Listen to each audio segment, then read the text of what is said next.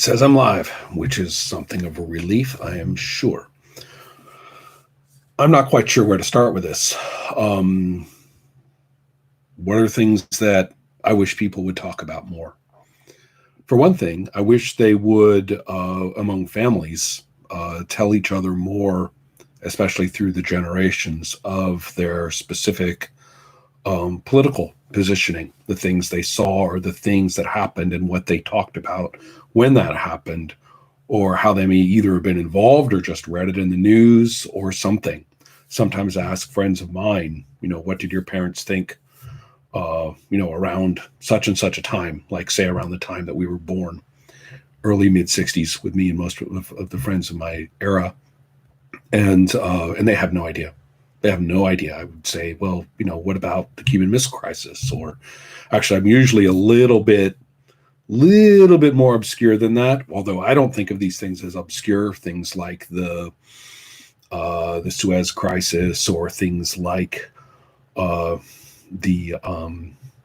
whole,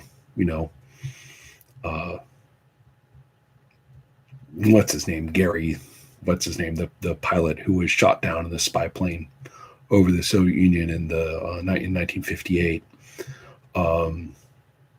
The whole sequence of sort of amusing things that occurred, at least in retrospect, sort of funny. It's like, oh well, no, okay, never mind. Go look it up. There's things to be interested in. But the point is that the American public sort of received a series of contradictory, shocking information in a sequence that sort of rocked everybody and had a lot of implications in the next few years. And so ask people, what did your parents think? And they have no idea.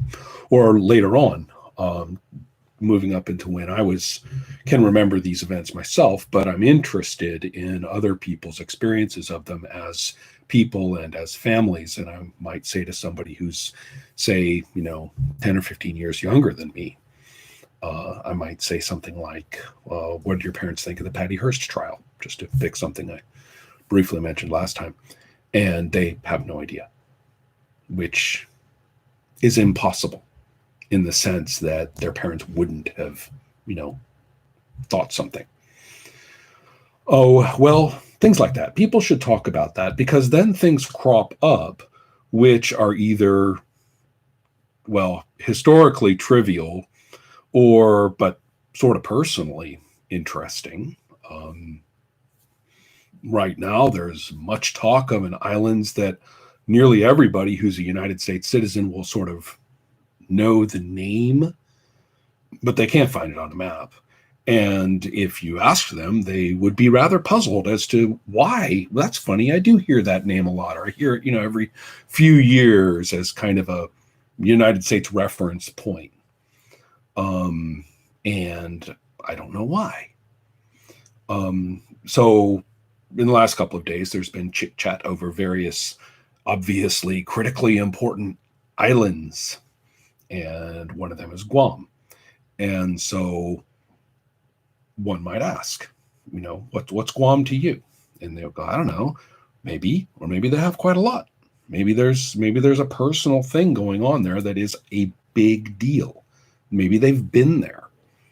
I mean, I'll give a couple of examples of surprises I've received when talking to people in the past. But in my case, for example, that's where my parents met. As I say, historically trivial. I strongly doubt that this has any significance whatsoever, with the possible exception of the fact that I'm here. So it's not significant in some poetic sense or some larger historical sense, but there is some cause and effects there of some note to somebody. Less trivially are interesting roles that people have taken in their histories, and things you don't know about people who you think you do know, like the father of your friend. And you don't realize that person had been stationed at a particular place and had been involved in particular activities, or simply had met somebody whose name is well known to you and may even have interacted them in some context, like lived in the same barracks or, went to college with and interacted with in some way. I mean, I know people who went to school with, Eric Prince in high school. I'm like, wait, what? Things like that. It's not important. It's not a secret. It's not, of any journalistic note. But they do have sense impressions. They do have a lived experience, to use an overworn phrase, which has become so in a very short period of time. But there's a relationship to reality there that isn't present in absorbing from whatever source the knowledge or the sense of knowledge that you live in the world. So the more I have sort of extended my questioning just a little bit further into almost everyone I know and have done for decades, really is surprising. People who actually were working at the NSA and doing the surveillance stuff and were personally quite aware of this enormous policy shift about U.S. citizens' privacy.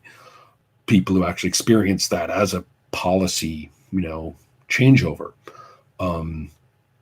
People who were shot in Lebanon at the Green Line, if you know what that is, and whom you've only known as just, a working person here in Chicago when I was living in Chicago, and that you knew through a variety of other things, and it was not really even a very politically relevant context in which you knew them. And then when you do ask a few questions and demonstrate some interest and understanding, at least at some level, of the events, then a person will tell you things that are very striking. And I think this is the case for all of us. Oh, I'm a boring person. Nobody I know does anything. I'm just a person, surrounded by just persons, and we're just among the sea. Well, we're not among the sea. There is no sea. The direct contact with these things, historical phenomena, places, the way people came together, all of those things are in history. And I'm rather fond of that. So I wish people would talk more about that to one another, but most particularly to their younger family members. If I have perceived anything about that, it's just the shocking disappearance of not just information, but of recognition of our human contact with such information and how abundant it really is. So anyway, something I kind of wish. Now, on to probably, I was kind of wondering whether I would do this. It's 9/11 time again, which is a kind of vicious way of saying that I'm pretty sick of it being 9/11 time again for the 20th time. I really am. And by that 9/11 time, I mean all sorts of things that people knew. Now, nearly everyone I know who wasn't unborn yet at the time, or close to, has their moment. I was in ... And then I got a call ... I ran to the television ... Everyone speaks of, watching the planes crash over and over on the screen. I watched all day. And well, let me tell you a little bit, which won't be in that category. I was at work at DePaul University. I was working on the screens, and I was working on classes, and I was scribbling things and stuff like that. And Nobody else was in the office at the time, and that's what I did. I went and got a coffee, and somebody ran in at that little student cafe place shouting, "Planes just crashed into the World Trade Center," and yet there wasn't any other context. I mean, the person was so upset that they weren't really saying anything else, and so I thought, oh, there's been a horrible accident, along the lines of lots of horrible accidents, and went back and stayed on, working on the classes and writing some stuff and scratching stuff on papers, and completely, I was kind of in that zone. I went and I got the coffee, and this person's upset about a horrible accident somewhere, and that's terrible. And I'll go back and work on my stuff. So that's what I did all day. Only when walking around on my way out, or getting back home and stuff like that, going cross campus before that, did I notice that people were acting funny. That there was one of the people I knew at the university, was saying something like, oh God, I guess we all feel terrible, or something like that. And I didn't even know they were talking about this, what I would have thought of as a purported accident. I was sort of like, okay, I guess we're feeling terrible today. And then another person I knew, as I'm walking across campus, comes up and, has kind of got the rage face on and says, "I say find all their countries of origin and bomb them back to the Stone Age." And I have no idea what he's talking about. So there you go. The most unexciting, dramatic, so what emotions? What are you talking about? I didn't know shit. So anyway, later on, of course, through the day, I got some news, but it didn't have that kind of shocking, oh my God, watch the screen, context that it seems to have. I had no Kennedy moment, to use an older term. In fact, my response to the actual information is not shareable on YouTube or social media of any kind. There is no way to say what I think. And I'm not trying to be an edgelord or anything like that. But my perspective on the matter is for private conversation alone. Now, that's it. Now, see, I'm not trying to be mysterious or anything like that. Just take my word for it, okay? Because I know that that's the case. Now,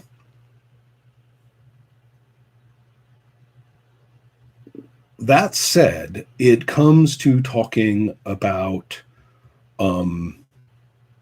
something that is relevant, I guess, that I can say, which is that I don't think that the United States changed. If there's anything I'm getting from Scuttlebutt, online and stuff right now, it's a lot of talk about how the United States changed after 9/11. I don't think it did. That's maybe part of that perspective I was talking about. I see no change. And I actually see quite a bit of repeat. I can even point to the various things that somehow simply got recycled, and strangely enough, in combination all at once. But they were those things. They weren't new things. So my presentation on all of this is precisely what, no one seems to want to know. And also that I'm glad to be well rid of the place insofar as I can be. So there you go. Not precisely appreciative or grief-stricken or, woeful. And so that's I'm finding if there's anything that this particular day of this year, I mean, not that 20 is more important than 19 or 21, okay? I mean, rounding is not important But if we are to presume, oh, it's the 20th anniversary, like that's a moment for reflection. That's not like, I don't know, between, could have been, February 4th or something that you felt reflective, and what difference does it make? But if I am to accept socially that is important, then where I go with this,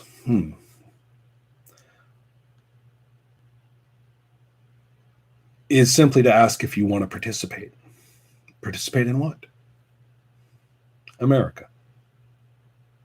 I mean, in the sense that United States citizens refer to their country as if it were two enormous continents, which it's not. But to take that in its theological sense, which is exactly what it means in that presentation, hit that second syllable just a little harder than you would an ordinary word. That's what I mean. Do you want to participate in it? Worth reflecting on.